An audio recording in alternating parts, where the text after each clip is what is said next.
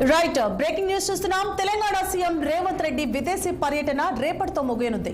ఇవాళ మధ్యాహ్నం 2:35 జూరిచ్ నుంచి బయలుదేరి ఆయన దుబాయ్ చేరుకోనున్నారు. రేపు తెల్లవారుజామున 3:30 దుబాయ్ నుండి బయలుదేరనున్నారు సీఎం. రేపు ఉదయం 8:25 హైదరాబాద్ చేరుకుంటారు. సింగపూర్, స్విట్జర్లాండ్ దేశాల్లో సీఎం రేవంత్ రెడ్డి పర్యటించగా ఆయన వెంట రాష్ట్ర ఐటీ పరిశ్రమల శాఖ మంత్రి శ్రీధర్ బాబు, పలువురు అధికారులు ఉన్నారు.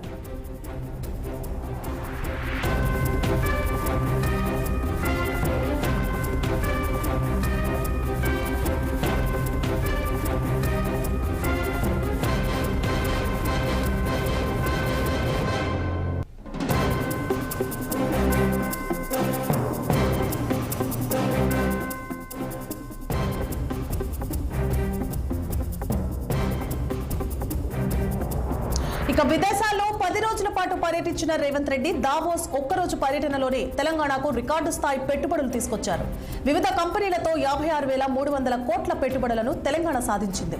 అందులో 45,500 కోట్లు సన్ పెట్రోకెమికల్స్ కంపెనీతో ఒప్పందం చేసుకున్నారు. నాగర్ కర్నూల్, మంచిర్యాల, ములుగులో ప్రాజెక్టులు ఏర్పాటు చేయనున్నారు. హైదరాబాద్ నగరంలో 10,000 కోట్లతో ఏఐ డేటా సెంటర్ క్లస్టర్ ఏర్పాటు చేసేందుకు కంట్రోల్ ఏజ్ డేటా సెంటర్స్ ఒప్పందం చేసుకుంది. మరిన్ని అప్డేట్స్ ని మా political bureau chief Ram live లో అందిస్తారు. రామ్.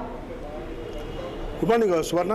తెలంగాణ రాష్ట్ర ముఖ్యమంత్రి ఆధ్వర్యంలో ఏదైతే బృందం విదేశీ పర్యటించారో ఈ వేళతో విదేశీ పర్యటన ముగుస్తుంది. దాదాపు 10 రోజుల పాటు ఈ విదేశీ పర్యటనలో తెలంగాణ రాష్ట్ర ముఖ్యమంత్రితో పాటు ఐటీ పరిశ్రమల శాఖ మంత్రి Sridhar Babu, IT principal secretary Jayesh రంజన్తో పాటు ఇతర శాఖల పలువురు ముఖ్య శాఖల అధికారులు కూడా ఈ కార్యక్రమంలో పాల్గొన్నారు. మొత్తం ఈ నెల 17వ తేదీ నుంచి కూడా అటు సింగపూర్తో పాటు దావోసు, దుబాయ్లో కూడా ఈ పర్యటించడం జరిగింది. అయితే ముఖ్యంగా ఇప్పటికే ఇవాళతో ఈ పర్యటన ముగుస్తుంది. ఇవాళ మధ్యాహ్నం జ్యూరిచ్ నుంచి దుబాయ్కి చేరుకుంటారు. దుబాయ్ నుంచి నేరుగా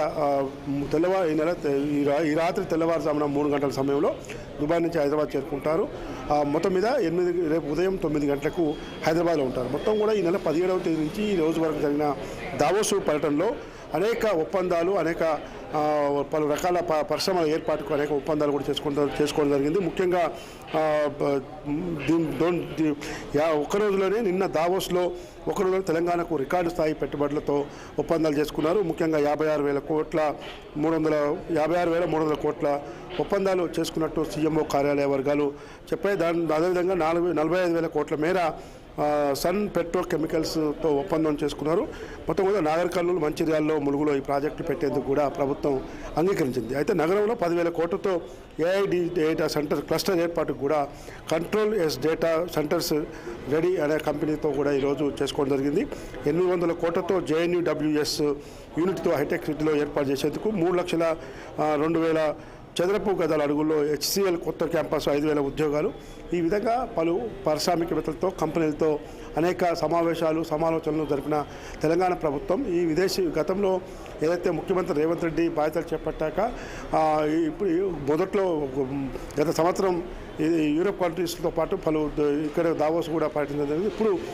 ఇప్పుడు దావోస్లో, తర్వాత సింగపూర్లో పర్యటించిన ముఖ్యమంత్రి రేవంత్ రెడ్డి ముఖ్యంగా దావోస్ పర్యటన పెద్ద ఎత్తున విజయవంతమైందని చెప్పి సీఎంఓ కార్యాలయ వర్గాలు చెప్తా ఉన్నాయి. ఈ 1,000 కోట్ల పెట్టుబడులు ఆకర్షించేందుకే పలు కంపెనీల సీఈఓలతో పాటు ఒప్పందాలు చేసుకోవడం, తర్వాత ప్రపంచ వరల్డ్ ఎకనామిక్ ఫోరం సదస్సులో కూడా పాల్గొని ముఖ్యమంత్రి రేవంత్ రెడ్డి తెలంగాణలో చేపడుతున్న కార్యక్రమాలు కానీ, తెలంగాణ రేపు దేశానికి ప్రపంచంలోనే ఒక బ్రాండ్గా నిలిపేందుకు చేస్తున్న కృషి కానీ ఆయన చెప్పడం జరిగింది.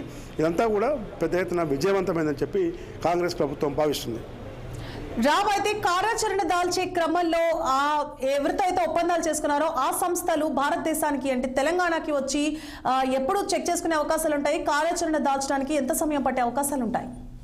అంటే ఈ ఒప్పందాలు చేసుకున్న క్రమంలోనే అనేక నిర్ణయాలు ఉంటాయి. ఎప్పుడు ఏ విధంగా ప్రాసెస్ మొదలు పెట్టాలి, మళ్ళీ హైదరాబాద్లోకి ఆ కంపెనీ తరపున ప్రతినిధి బృందం ఎప్పుడు వస్తుంది, ఇవన్నీ కూడా అక్కడ చేసుకున్న ఒప్పందాల సమయంలో జరిగిన చర్చలో భాగంగా ఈ పర్యటనలు ఉంటాయి. స్వర్ణ.